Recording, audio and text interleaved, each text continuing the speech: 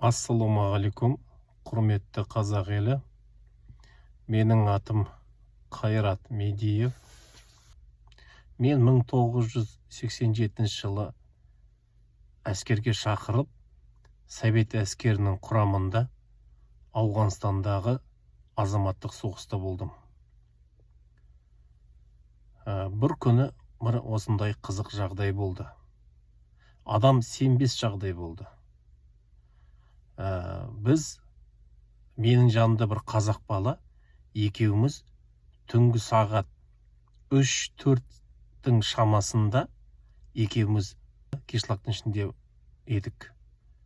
Қап-қараңғы түн еді, ай жоқ. Айсыз түн болады ғой, қап-қараңғы, түк көрінбейтін. Сол кешлактың ішінде бізде екеумізді жаңағы душмандар дейді ғой, боевиктер қоршап алды. Тып-тыныш, маңайда ешкім жоқ. Бәрі қатты ұйқыда жатқан кез ғой. Сағат 3:30-4-тің кезі ма сол кезде. Қап-қараңғы маңай, ешкім жоқ. Міне Құдайға шүкір, аман есен келдім. Сол жағдайдан қалай аман шықтым? Міне осы жөнінде мен сіздерге толығырақ айтып берейін. Бірақ басынан бастап айтайын. 1987 жылы мен әскерге шақырылып, Совет әскерінің қатарында әскерге кеттім. Ол кезде барлық әскерге баратын. Әскерге бармасаң, бәрібір алып кетеді. Сондықтан бір жағынан ешкім әскерден қалғысы келмейді. Барлығының ойы тезірек әскерге барып кеп, міндетімнен құтылсам деген. Сондай бір түсінік болды сол кезде. Кімнен сұрасаң, бәрі әскерде служить еткен. Сөйтіп мен әскерге шақырып, Жезқазғаннан кеттім. Қайда баратынымызды басында білген жоқпыз. Ақыры келе бізге айтты, қайда баратындарыңызды. Біз Термез қаласына келдік. Өзбекстандағы Термез шекарасы, әрі қарай шекаралас қала, Ауғанстанмен шекара Ауғанстанға тиіп тұр. Сол жерде бізді 5 ай дайындады. Енді әскери кішкене мына өмірді айта кетейін. Учебкада болған. Дайындық деді ғой, учебка. Учебка 5 ай өте қиын болды мен үшін. Бір жағынан біз әскерге онша әлі дайындалмағанбыз, жаспыз, неге үйреніп қалғанбыз, бос жүріп кішкене өмірге. Әскери өмір басқаша, және о жақта климат басқаша. Жаздың күні күннің ыстығы 60 градусқа шейін барады. Күн өте ыстық, ол бірінші климат. Су іше береміз, су өте жып-жылы ағып жатады, бірақ тұзды су. Одан терлейсің, денең бар тұз болып қалады, киімнің бар тұз болып қалады. Ол бір. Екіншіден, жаңағы әскерде таңертең сағат 6-да сержант подъем деп айқайлайды. Сол командадан бастап 40 секундтың ішінде сен далада тұруың керек, казармадан шығып, далада тұруың керек, дайын тұруың керек. Кім кешігеді, олар таяқ жейді. Оларды ременьмен соғады. Сондықтан подъем деген кезде атып тұрып, далада тұруың керек 40 секундтың ішінде. Сөйтіп, қаланы айналып жүгіреміз, 1 сағатта қайтып келеміз. 1 сағатта білмеймін, қанша шақырым жүгіретінімізді. Шамамен бір 8, 9, мүмкін 10 шақырым жүгіреміз. Әйтеуір біраз қаланы айналып 1 сағатта қайтып келеміз жүгіріп. Тоқтамай жүгіреміз, қаттырақ жүгіреміз, жайда емес. Қаттырақ жүгіреміз сондай. Сөйтіп келе сап, тағы да біраз зарядка жасаймыз. Сосын строевой осмотр деген болады. Солдаттар тексереді, киімін, жағасын деген сияқты, етігін бәрі таза болу керек. Сосын тамаққа барасың. Сосын тамақтан келгеннен кейін жаңағы әртүрлі сабақтар болады. Әскери дайындық. Строевойлар болады көбінесе. Бір ай жаңағы частьте болсақ, бір ай полигонда боламыз. Полигон қаланың сыртында, ол жер құм, пустыня. Пустыняда палаткада жатамыз. О жақта да көп дайындықтар жүреміз, әскери дайындықтар болады. Өте қиын болады, неше түрлі жаңағы сержанттар бізден кішкене енді былай бізді қинайды, шын айтқанда, издевается, былай айтқанда, солдаттардан. Менің сержантым бір орыс болды, Игорь деген. Мынау Ақтөбе облысынан бір ауылдың жігіті, ауылда өскен. Қазақшаға судай. Бірінші күннен бастап бізді қазақша сөйлеп, қазақша амандасып, қазақша қарсы алды да бізге бірден айтты. Ей, қазақтар, деді, мен сендердің, деді, жақсылап тұрып сендерді енді зорықтырам, деді, бұл айтқанда, жақсы сөзбен айтқанда. Сол айтқанын істеді. Қазаққа біреу тиісіп жатса, ішкен асын жерге қояды. Жүгіріп келіп соған көмектеседі қазаққа тиісуге. Енді 5 ай жаңағы учебкада ойына келген істеп бітті ол. Барлығын жасады. Ойына келген барлығын жасап үлгерді десе болады. Бәр жерде қазақты жамандап жүреді, қазаққа елдің барлығын сол нетіп жүреді жаңағындай. Азғырып, тиіскіздіріп, шақырып әкеп барлығын айдап салып сөйтіп жүрді жаңағы. Сондай бір жексұрын орыс болды. Алла өзі жазасын берер оған. Енді тамақ деген өте нашар. Тамақ ішуге 1 минут уақыт береді. Не ішіп, не жедің, аузыңа не тығып үлгердің, болды. Сондай болды. Тамақтың бәрі шошқаның еті сосын. Бірде-бір мынандай қойдың, сиырдың еті дегенді көрген жоқпыз. Тек қана шошқаның еті. Сосын сержанттардың бәрі орыс, бәрі орысша сөйлейді, айқайлайды, сондай орысша боғауыз сөз. Бір ғана сержант қырғыз болды, бойы кішірек өзінің. Ол қырғызға өте қиын болды. Орыстар әбден оны есін тандырды. Әскер деген өзі сондай, бірін-бірін аямайды. Солдаттар бір-біріне жандай издевать етіп жатса, офицерлердің өздері бірін-бірімен издевать етіп жатады. Бір Азербайжан солдат маған айтып еді, әскердің алдында мен әскери училищеге документ тапсырып, өте алмай қалдым деп. Енді мұнда келіп, әскерді көріп, қуанып отырмын түспегеніме деп айтып еді. Әскерде частьте үлкен жазу тұратын. Армия — это большая семья деген. Біз айтушы едік, лучше быть сиротой деп сөйтіп жаңағындай қылжақ қылушы едік. Енді әскер деген жаңағы өте сондай, қалай айтсам екен, чем тупая армия, тем сильнее деген сөз бар. Неше түрлі жаңағындай миға сыймайтын приказдар, нелер болады жаңағындай әскерде. Күннің ыстығы сондай қатты ыстық, көбісінің басының күн өтіп кетіп құлап жатады. Неше түрлі жаңағы инфекция болады, іш өту, енді күн қатты ыстық, ол жақ масқара. Соның бәріне шыдадық. Біз оған ыстыққа қарамастан тау-таумен жүгіріп, пустыне жаңағы құм шөл далада жүгіріп, жаңағы дайындықтар болды. Мылтықпен ату, пушкамен ату деген сияқты көп дайындықтардан өттік. Өте қиын жаңағындай нелер өттік, бәрінен өтіп, 5 ай сондай дайындықта өттік. Енді біздің ротаның ішінде бірде-бір терезе ашылмайды, іші өте ыстық болды. Сондай неше түрлі түсініксіз жағдайлар болады, неге терезелерді ашып қоймайды, мысалы, ішіне ауа кіріп тұрсын дегендей. 150 адам жатады, мал қора сияқты іші жаңа өте ыстық болады. Шошқаның еті жаңа беретіндері, команданың барлығы жаңағындай әртүрлі болады енді. Сосын қазақ балалар болды. Ротада 150 адам болатымызды, соның бір 15 шақтысы, 20 шақтысы ма есімде жоқ қазір. Қазақ бала болдық. Енді әр взводта 2-3-өн болдық. Енді әскерге басында келгенде әртүрлі ұлттар болады. Неше түрлі ұлт болады. Ұлттардан сұрап жатасың, қай ұлт деп. Бүкіл ұлт болды. Азербайжан, армян, грузин, түркмен, өзбек, енді Өзбекстан ғой өжер. Татар, башқыр, прибалттар, орыстар, қахолдар, украиндар, белорустар, бүкіл ұлт болды.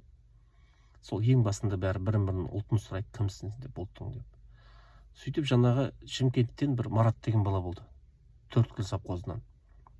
Былай жақсы бала, бірақ орысша түсінбейді, бір сөз түсінбейді.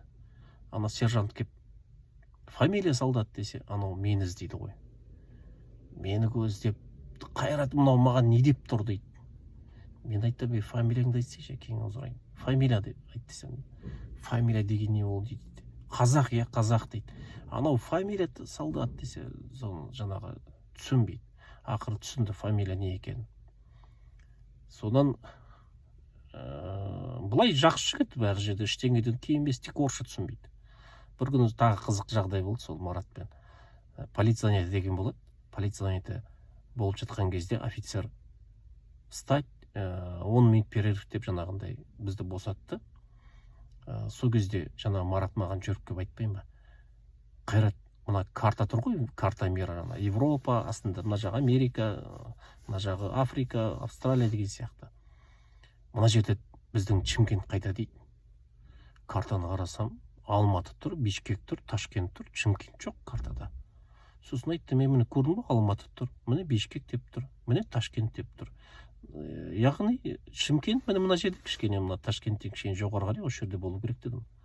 Осы жерде ма дейді. Иә, осы жер. Біздің төрткіл совхозы мына жер дейді ғой, ана Австралияның үстіндегі бір островты көрсетіп тұр ғой. Кетші әкең дедім. Оқымағасын мектепте, не орысша түсінбейсің деп сөйтіп қылжақтап қоямын ана мен. Тағы бір Марат деген жігіт болды, жаңағы Шымкенттен.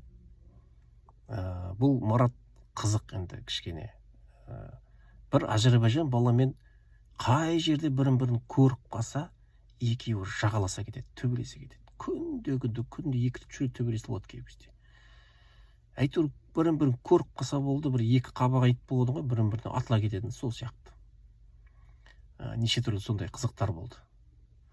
Сөйтіп 5 ай учебка біткеннен кейін барлықтарын ата-аналарын, әке-шешелерін жаңағындай шақыру жіберіп, шақыртты қоштасуға.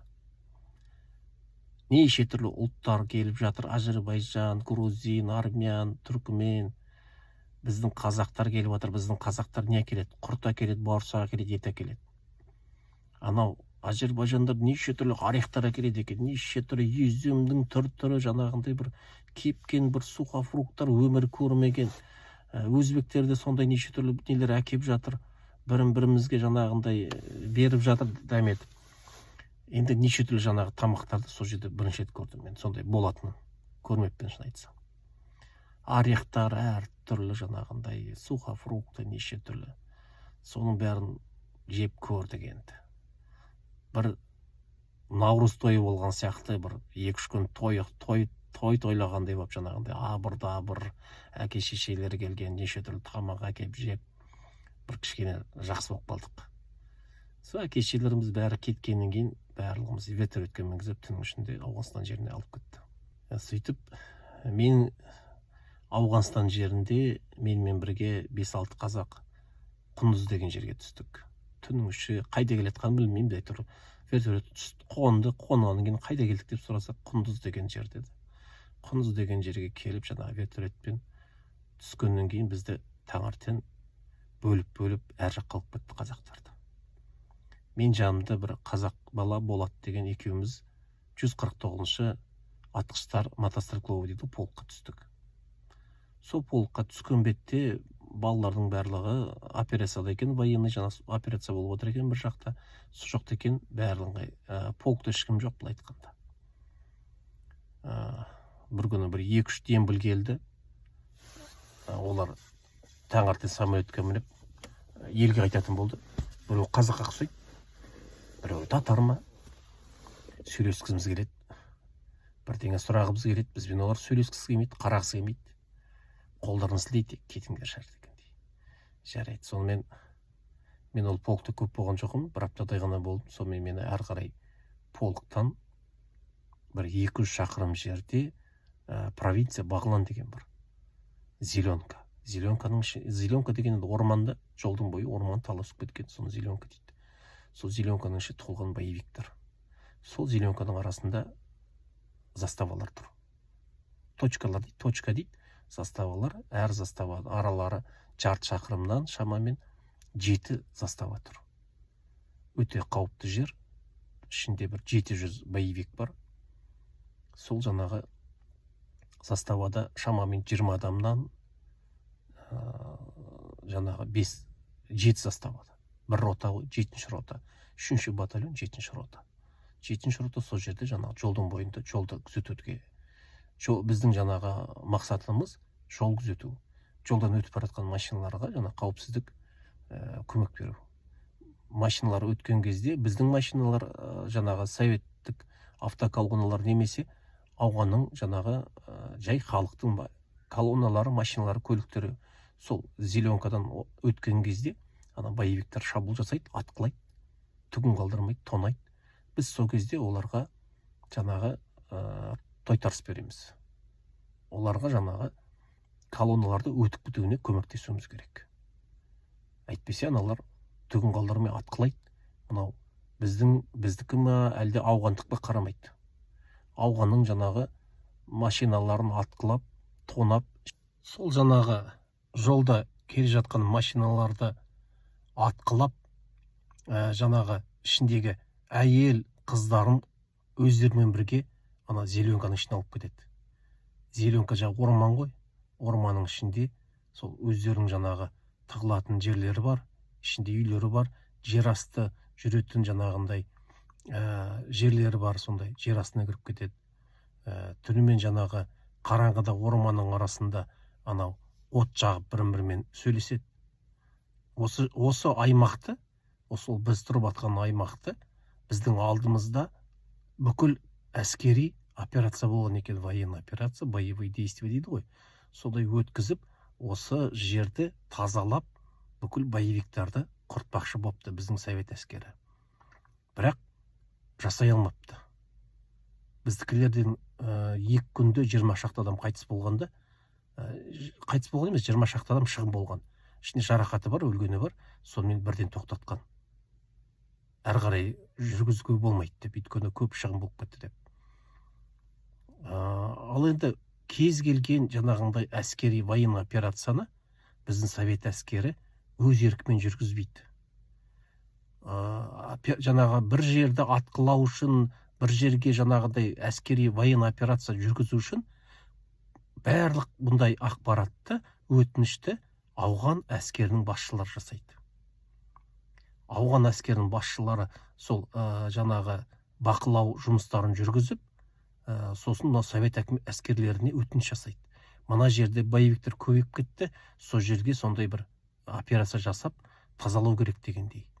Сөйтіп, кез келген операция, военный операция, соғыс ауған әскерінің басшыларымен келісе отырып, бірге өткізіледі. Бірде-бір военный операция совет әскері жеке өзі ғана өткізеді деген ондай өте редко болады, өте сирек. Барлық военный жаңағы операциялар жаңағы сол ауған әскерлермен бірге өтеді, бірге жүреді. Бірге келісіп, олар бір жағынан, біздікілер бір жағынан солай өтеді. Бірақ енді ондай үлкен операцияларға біз қатысқан жоқпыз, өйткені біздің өзіміздің тұрған жер күні-түні сондай соғыс болды. Бізде күні-түні атқылау, күні-түні жаңағындай тыныштық жоқ. Өте сондай военный режим дейді ғой, нағыз военный режимде болдық біз. Автомат каскымен жүреміз күні-түні. Түнде 4 сағат ұйықтаймыз, киіммен жатамыз, шешініп жатуға болмайды. Қазір тревога болады. Автоматына басыңда сүйеніп тұрады, бронежилетілініп тұрады басында, каска жанында тұрады. Сол киіммен жатамыз, шешінбей жатамыз. Сосын күн ара бізге жаңағы атқылау жасайды, снарядтармен бізді атқылайды, ана боевиктер. Біздің үстімізге түседі, біз тықыламыз, арасында сосын шығып, бізді атқылаймыз оларды. Ана постта тұрған кезде олар автоматпен атады кей кезде, ар жақтан. Бізде де атқылаймыз. Сосын жолға шығамыз, анау колонна өтеді деген кезде БМП-лармен жолға шығып тұрамыз. Жан жақта әр жерде өзі бір точкалар бар, қоятын жерлер бар. Сол жерлерге қойып, жаңағы зеленка қарай, жолдың мына жағына қарай қарап отырамыз, күтіп отырамыз. Сол колонна өте бастаған кезде әр жақтан жаңағы связь арқылы, байланыс арқылы хабарлайды, колонна кетті, дайын отырыңдар деп. Сол кезде колонна бірін-бірін айта бастайды. Колонна менен өтіп жатыр, маған келді, маған жетті, маған жетті деп сондай әскери немен жаңағы хабарлап отырамыз. Сосын атқылаған кезде де айтады, мен осындай жерде точкада осындай ориентирда тұрмын, мен тұрған жердегі колонналарды атқылап жатыр мыналар, бір колонна машина жанып жатыр, өртеніп жатыр, немесе бір екі адам жарақат алды деген сияқты, не өлді деген сияқты, сондай барлық ақпаратты беріп тұрады. Сол кезде жаңағы сол айтқан ориентирді көмекке барады барлығы. Бірінші пушкамен атқылайды, сол жақтарды атқылайды, қолдан келгенше жаңағы БМП-мен, БТР-мен барып көмекке барады. Сондай обстановкада служить еттік. Түнімен жаңағындай, түнімен де атқылайды, күнімен де атқылайды. В общем, тыныштық жоқ. Таң атқаннан кешке шейін атқылайды да жатады, атқылайды жатады. Кей кезде бізді атпаса да өз-өздерімен атқылап атады. Кім-кімді атып атқан білмейсіз, күні-түні, мынау жаңа жыл күні тартылдатып тұрып аспанға атады ғой. Тура сол сияқты күні-түні күнде сол тоқтамайды атқылау деген. Арасында снарядтар жарылады, миналар жарылады, үлкен снарядтар да жарылады, гранаталар атылады, сондай. Оның оқтары басымыздан өтіп атады, кейбір шық-шық етіп жаңағындай сықырып өтіп атады оқтар. Кім қай жақтан атып атқанын білмейсің. Енді бірталай бала қайтыс болды, көп адамдар қайтыс болды. Сол жерде бізде ыңғай шығын болып тұрады. Аптасына сондай 1-2 адам қайтыс болады, 4-5 жарақат алады, сондай болып тұрды. Енді шынын айтсақ, басында барғанда өте қорықтық. Далаға шыға алмай, тамақ батпай, обстановкаға үйрене алмай, сондай қиын болды. Кейін үйренеді екенсің, адам сүйегі үйренеді. Адам атып жатса да қарамайсың, жүре бересің. Басыңнан оқ ысқырып жатса да қарамай жүре береді екенсің. Енді таза сондай қорықпайды емес, қорқасың әрине. Атқылаған кезде жата қалу, сондай әртүрлі жаңағындай жағдайлар болды. Талай миналар жаныма түсіп, снарядтар түсіп, талай ұшып, секіріп, ана жаққа құлап, мына жақтан атқан, мына жаққа түсіп құлап, сондайлар талай болды. Төбемізде де дүңкілдетіп тұрып снарядтар талай түсті. Сондай нағыз бір соғыстың жаңағы бетін көрдім мен. Оны әртүрлі жағдайларда жеке-жеке айтып беруге болады, ішінде қандай не болғанын, қалай жарақат алғандарымыздың, қалай кейбір күндерді. Мысалы айтайын десем, 1 май күні таңертең біз тұрдық. Тұрып, жаңағы 6-та тұрамыз да, сыртқа шығып, жаңағы построение дейді, бүгінгі заданияларды береді, кім қай жерге барып, қандай не жасайды. Сөйтіп жатқан кезде снаряд түсті артымыздан. Тағы қап снаряд түсті. Содан застава укрытие деп бәрі барып подвалға тығылып қалдық. Подвалда күні бойы тартылдатып тұрып төбемізден снарядтармен дүңкілдетті. Сонан сағат 11-дің кезінде тынышталды атқылауды. Сонан біздің офицер жаңағы өзіне бір қағаздар дайындап жазып отырған бірдеңе. Сөйтсем, ол ана жақтан связға шығып, ориентирдің бәрін жазып алыпты, қай жерден атқылап атқанымызды. Сағат 1-дің кезінде қайтадан атқылай бастаған кезде, анау жоғарыға қарай жүгіріп баратыр, киініп алды да, біз мынау есаланба қайда кетіп баратыр десек, артына қарап, застава бою дейді бізге. Мәссаған. Бәріміз жүгіріп шықтық. Сол кезде көрдік сондайды, жаңағы снарядтар жан жағымызға түседі. Мына жаққа түссе, мына жағымызға секіреміз, мына жаққа түссе, мына жағымызға секіреміз. Сондай өте қиын күн болды сол күні. Бізде атқыладық, оларды атқылады. Қиын жағдай болды сол күні. Сонан тынышталып қалды. Ертеңінде бізге көмекке разведрота келді. Полктан, Құндыздан 200 шақырым жерден. Сосын мынау сарандойлар келді, әскер. Жаңағы ауған әскерлер көмекке. Өйткені бізде қатты жаңағы атыс болды. 1 май күні. 2 май күні емес, 3 май күні келді олар. Сонан тынышталып қалды да, аналар келгенін білді ма, білмеймін. Сөйтсек, анау сарандойларда видеомайтфон деген бар екен. Телевизор, видеомайтфон, жаңағы бізде свет жоқ, движоктары бар екен, движокты қосып, видеомайтфонды жаңағы қосып, кино қосты. Мен сонда өмірімде бірінші рет видеомайтфон көрдім. 80 жылдары Ауғанстанда. Жаңағы Polaroid деген, фотоаппарат деген неше түрлі болады. Бізде ондай Совет Союзы жоқтың, біз көрмегенбіз. Неше түрлі сондай керемет бір техникаларды, нелерді Ауғанстанда көрдік біз. Сөйтіп жаңағы кино қояды. Киноның орысша переводы жоқ. Қытайдың киносын қойса қытайша, анау у-шу айқайлап секіріп жүреді. Брюс Лиді қойса ағылшынша. Брюс Ли дегенде бірінші рет көрдім сол жерде. Киноны, Брюс Лидің киносын, бір кино Брюс Ли, бір кино Шаолин, жаңағы секірет, қытайша сөйлейді. Бір кино Индияның киносы, индийша сөйлейді, жаңағылар переводы жоқ, аудармасы жоқ. Сондай кино көріп, бір-екі күн рақаттанып, өмірі телевизор көрмегенбіз. Ауғанстанда телевизор жоқ, свет жоқ, майшаммен жүреміз, фонарикпен жүреміз түнде. Бір жақсы болып қалып ек, 5 май күні жаңағы далада кино көріп отырсақ, артымыздан келіп снаряд түспей ма, тарс қап, тарс. Ой, бәрі сонымен кино бітті. Сонымен кино көру бітті. Міне осындай жағдайлар көп болады. Жолда тұрғанда да талай атыстар болды. Енді жаңағы душмандар бізді қоршап алған, қандай жағдайда болғанын айтып берейін. Бір күні бір жаңағындай атыстарда мен контузияламын да жатып қалам үйде казармада 2-3 күн. Тамақ ішпеймін, сол бас ауырып айналып жатып қалам. 2-3 күннен кейін тұрғаннан кейін құса бастаймын. Құса берем. Тағы 2-3 күн жатам, құсам. Бірдеңе су, бірдеңе ішсем, құсам. Содан офицер айтты, сен больницаға бар деді. Неге? Частьке бар деді. Мынау болмайды деді. Құсып жатсың, болмайды деді. Сөйтті, колонна жүретін болды да, мені неге полкқа жіберді, Кундузға 200 шақырып. Келдім. Не болды деді, ішім ауырады, құсам дедім. Действительно, ішім ауырады, қатты бұралып қалған ішім. Құса берем. Сөйтсе мен жылдуға мен еще немен ауырып жүр екем. Гепатит Б-мен, тифпен. О жақта неше түрлі ауру көп. Оны білмеймін мен. О жерде біз тұрып жатқан жерде больница ештеңе жоқ, оны ешкім тексермейді. Мыналар да білмейді ештеңе. Не болды? Ішім ауырады. Қатты ішім ауырып тұр, құса берем. Бірдеңе ішсем құсам. Басым ауырған уже ұмытып кеттім. Сонымен мені медсанбатқа жатқызды, неде, Кундузда. Анализап тексерді да, врач шақырып алды. Саған, балам, сенің жағдайың өте қиын екен деді. Сен срочно Союзға жіберу керек. Бұл жақта слушать болмайды, сен бітіпсің деді, таза денсаулығың. Бірақ сені мен жібере алмаймын деді.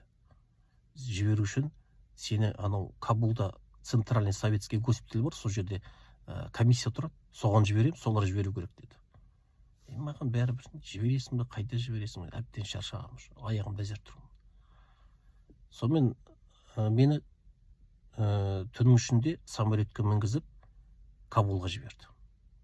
Жаңағы санитарный самолет, кішкентай, ішінде бір 20 шақты раненларды салды. Бәрі ыңсылдап жатыр. Ес-түссіз жатыр көбісі. Біреуінің аяғы жоқ, біреуінің қолы жоқ. Біреу ғана менің жанымда отырды, бір аяғы жоқ. Қалғаның бәрі жатыр, екеуміз ғана отырдық.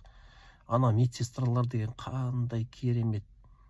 Жас медсестралар, ой, дорогой, не дейді, ой, жаңағындай бірдеңе деп жаңағы, потерпи, пожалуйста деп жаңағындай беттерін сүртіп, еріндерін сумен сүртіп, ана асылдап жатқан, ес-түссіз жатқан раненларды беттерін, ауыздарын сүртіп, уколдарын салып, жаңағындай, енді масқара, өзі бір баласындай жаңағындай жан-жағынан жүгіріп жүр барлығы. Сонымен түннің ішінде Кабулға келіп қондық. Кабулға қонған бетте бізді жаңағы санитарный машиналар күтіп алып, центральный госпитальға алып келді. Госпитальға келген кейін мені жаңағы врачебный комиссияға жаңағындай документтерін жіберген ғой. Сонымен жаңағы қарады барлығын. Қарады, 4-5 күн қарады да, енді жаңағы Кабулдағы нені айта кетейін, госпитальды. Госпитальдің ішінде аяқ басып жүретін жер жоқ. Кірген бетте коридордың барлығы раненлар жатыр, ес-түссіз жатыр. 4 хирургический отделение бар екен. Ішіне кіргенде коридордың барлығы екі жағы раненлар жатыр. Ортадан ғана жүресің. Ана жерде медсестра отырады. Медсестрадан мен бір қазақ жігітті іздеп едім. Жаңа госпиталь жатқан. Ол алдыңа тетрадь лақтырады, мен өзің тауып ал дейді, мен қайдан білейін ол. Фамилиясын. Бәрін фамилиясын білейін ба? Күндет Бәленбай өліп қалады. Бәленбайын алып кетеді, басқа Союзға алып кетеді. Бәленбай келіп жатады. Фамилиясын қайдан білейін, мен тауып ал деп өзің береді. Сол жаңағы нені аралап шықтым. Соны әр жақ шетінде туалет деп жазылып тұр екен. Бірақ бетіне бір кішкене қағаз жапсырып қойыпты, не работает деп, кішкентай қағаз. Итерсем ашылмайды, қатты жоқ кетті. Қаттап итеріп қалып едім, ішінде труптар жатыр, өлген балалар, үйіліп жатыр.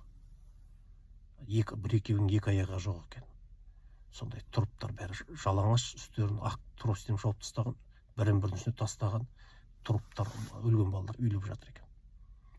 Сөйтіп жаңағы басқа отделениеге кірсем, екі аяғы жоқ адамдар кроваттың үстінде отыр, екі аяғы жоқ, екі қолы жоқ.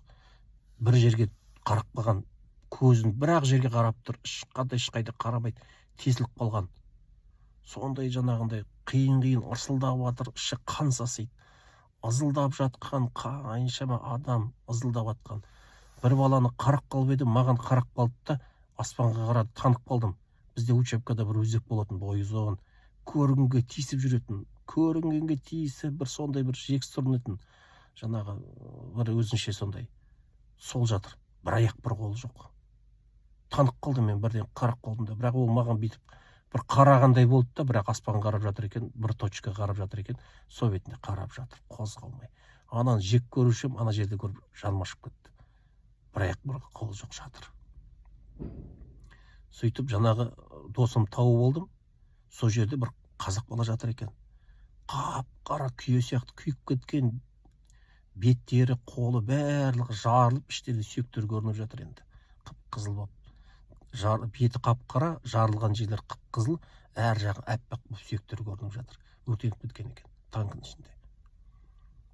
Сондай жаңағы нелерді көрдік, неше түрлі жаңағы неде, госпитальда.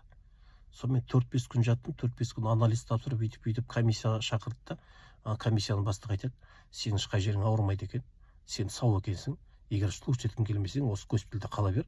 Осы жерге де бізде адам керек, бізде адам жетіспей жатыр, күніне қанша адам өліп жатыр, анау мынау, сені біз союзға жібере алмаймыз дейді.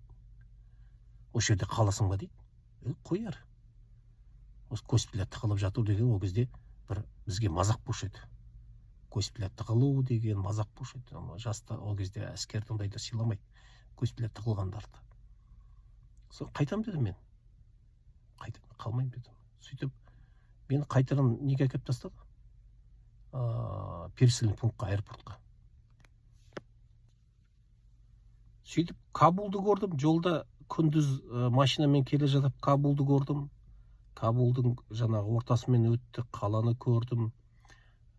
Ескі қала екен Кабул деген. Жастар енді әртүрлі, кейбіреулері студенттер, джинсы киген, андай-мындай әртүрлі жастар бар екен. Сонымен пересыльный пунктқа келдім, аэропортқа. Сол жерде маған ана неге пересыльный пунктың бастығы не деуші еді, комендантқа тапсырды мені, мынау Құндызға ұшады деп. Сол ыңғай жатқандардың бәрі, пересыльный пунктта көп адам жатыр екен, бәрі госпитальдан келе жатыр ранениемен. Біреу 2 рет ранение алған, біреу 3-ші рет ранение алған. Бәрі отыр, қозғала алмайды, жүре алмайды, до конца толық жазылмаған әлі. Ыңырсып отыр, анда-санда шешініп, ана бинтовать етеді, зеленка жағады, бинтовать етіп қояды қайта-қайта. Сөйтіп отырған кезде 4-5 күн жаттым, самолет жоқ. Бір күні бір қазақ бала келді. Аты Нұрлан ба, ұмытып қалдым, надан келеді. Нұржан ба, Ақтөбенікім деді. Ақтөбенің Шалқар деді ма, бір жердемін деді. Қайда барасың деп, Құндыз деді. Мен де Құндызға барам, екеуміз баратын болды, жақсы. Сол күні түнде самолет болады деді Құндызға. Екеуміз самолетке міндік. Бір 10 шақты офицер мінді, 1-2 әйел болды. Не әйел екен білмеймін, медсестра ма. Сосын бір рота болды, спецназ. Бір неге кетіп баратқан, тапсырмамен кетіп баратқан. Олар толық қару, бүкіл қарулары бар, жәшік оқ қарулары. Сөйтіп түннің ішінде сағат 3-тің кезінде Құндызға келіп қондық самолетпен. Қонған бетте ана спецназды бір машина күтіп алды да, бәрі тиеп алды да кетіп қалды. Мына офицерлердің барлығы әйел, жаңағы 2-3 әйел бар, барлығы ана жерде пересыльный бар, соған кетті. Бізді комендант күтіп алу керек еді, комендант жоқ. Екі қазақ бала жетім сияқты қап-қараңғы түннің ішінде самолеттің жанында тұрмыз. Ешкім жоқ. Мына жағы самолеттер, мына жағы вертолеттер. Оның әр жағында біздің полк. 149-шы полк. Енді біз екеуміз қайда барамыз? Тұрмыз жетім бала сияқты. Сосын мен айттым, ана жерде пересыльный пункт бартын. Өткенде біз бірінші рет келген кезде сонда қонғанбыз, соған барайық дедім. Жарайды деп, қараңғы екен. Сол жерге барып, бір қараңғы, свет жоқ ол жерде. Самолеттің жанында ғана бір свет жанып тұр. Мына жақтың бәрі қап-қараңғы. Сосын бір жаңа пересыльный пунктың алдына келсек, забор қорып қойыпты, бұрын забор жоқ. Забордың есігін ашып кіріп баратыр едім. Қап-қараңғы жерден біреу атып шықты, бір солдат. Вы куда стоять, сюда нельзя деп. Бізді екеуміз итеріп қайта сыртқа шығарып жіберді. Нельзя сюда деп, здесь только офицеры деп, бірдеңе деп. Ой, құрысын. өзіміз шошып қалдық. Ана шошып, ана өзі ұйықтап отырды ма ішінде, білмеймін. Түнгі сағат 4-ке қарай ұйықтап отырды ғой деймін. Біз әбден кіргенде ғана атып тұрмай ма? Бізді қуып шықты. Қайтадан самолет жанына келіп тұрмыз екенбіз, жетім балаша. Не істейміз? Қайда барамыз? Жүріп полкқа кеттік десек, ат тастайды оның ішінде, ненің астында, жаңағы вертолеттің астында солдаттар отырады. Атып тастайды часовойлар. Не істейміз? Давай неге барайық мына жерде бір здание тұр екен, аэропорт сияқты. Ана шетінде әрі қарай кишлаққа қарай қарап тұр екен. Әр жағында забор бітеді, забордан жаңағы біткенде әр жағында бір ұзын здание тұр екен, кішкентай. Соны біз аэропорт деп ойладық. Өзімізше жас боламыз ғой, аэропорт шығар, аэропортқа соған барып ішінде отырайық. Өзіміз ойлап тұрмыз, оның ішінде адамдар отыр, баяғы бір буфет істеп тұр мүмкін деген сияқты. Сондай ой ғой, біздің ауылдағы, өзіміздің союздегіндей. Оны істемейтін қайдан білейік? Сөйтіп екеуміз оң жағынан барып үстінен ана забордан аттап әрі қарай алдына шықпаймыз ба? Кишлаққа шықса, жаңағы здание қап-қараңғы, свет ештеңесі жоқ алдыңғы жағынан. Бер жағында терезе жоқ, әр жағында терезе, есік әр жағында екен. Ешқандай свет жоқ, қап-қараңғы. Ой, істемейтін аэропорт екен ғой дедік. Не істейміз? Алдынан өтейік те, әрі қарай қайтадан ішіне кірейік дедік. Қап-қараңғы түн сағат 3:30-4-тің кезі, ешкім жоқ. Сөйтіп екеуміз жас солдатпыз ғой, 18 деген 20-дағы. Кетіп бара жатырмыз ғой, сол алдынан. Сол кезде бірдеңе тықырлады, бірдеңе шықырлады. Қап-қараңғы түк көрінбейді. Бүйтіп қарасақ, ана боевиктер отыр екен сол жерде. Бізді қоршап алмай ма? Қолдарында пышақтары бар, қарулары бар жалпы. Бізді қоршап келе жатыр. Сол кезде екеуміз бірімізге қарадық. Біткен жеріміз осы ғой дедік екеуміз. Тып-тыныш, адам жоқ, қап-қараңғы түн. Біткен жеріміз осы ғой дедік. Сол кезде мына жақтан жаңағы біз төбенің үстінде тұр екенбіз сөйтсек, аэропорт төбенің үстінде екен. Тура біздің жанымызда артымыздан бір 15 метр жерден төмен қарай түседі екен. Сол жерден бір КамАЗ атып шықпай ма, бар еді қап, жердің астына шыққандай. Фарасы тура бізге түседі, артымызға қараймыз, КамАЗды көреміз, алдымызға қарасақ, аналар бізді қоршап тұр екен, қаруларын артқа тыға, қалталарына, арқаларына тыға қалды да, бүйтіп екі жаққа жол берді ана КамАЗға. КамАЗ жақындап келгенде біз КамАЗдың алдында тұрып алып жүгірдік қой ары қарай. Жүгіріп өтіп кеттік, КамАЗ бізге сигнал беріп қояды, бізді қол көтеріп қоямыз, аны жүгіріп өтіп кетіп, ана зданияның ар жағына барған кезде оңға бұрылып, қайтадан аэропорттың ішіне секірдік забордан. Сөйтіп әрі қарай қашып, мына нелерің, часовойларың атсын әкесін деп. Тура вертолеттердің астымен өтіп, полктың әр жағына өтіп кеттік. Бір вертолеттің астына жүгіріп барамыз, ешкім жоқ па, жан-жағын қарап аламыз, келесі вертолетқа жүгіреміз. Келесі вертолеттің астында тұрамыз, жақсылап қарап аламыз, келесі вертолетқа жүгіреміз. Сөйтіп әр жаққа өтіп, ар жақтан өтіп, полкқа келдік. Полкқа кіріп келіп есігін қақсақ, сендер қайдан келесіңдер дейді. Неден келдік деп. Жынысыңдар мана жерде атып тастайды ғой сендер дейді. Ой, атқаннан көрсін. Одан бұрын дұшмандарың бізді атып тастай жаздады, өлтіріп тастай жаздады деп. Сөйтіп барып қонып, таңертең 6-та тұрып, мен қайта өзіме бағланға, өзі часыме кеттім жолда. Жолда тағы обстрелға түстік, қоршауға түстік. Барғансын талай тағы да сондай атыстарды көріп, обстрелдердің астарында талай болдық онан кейін. Елге қайтқанша. Елге қайтарда Ауғанстан президенті баршамызды от благодарного афганского народа деген медальмен марапаттады.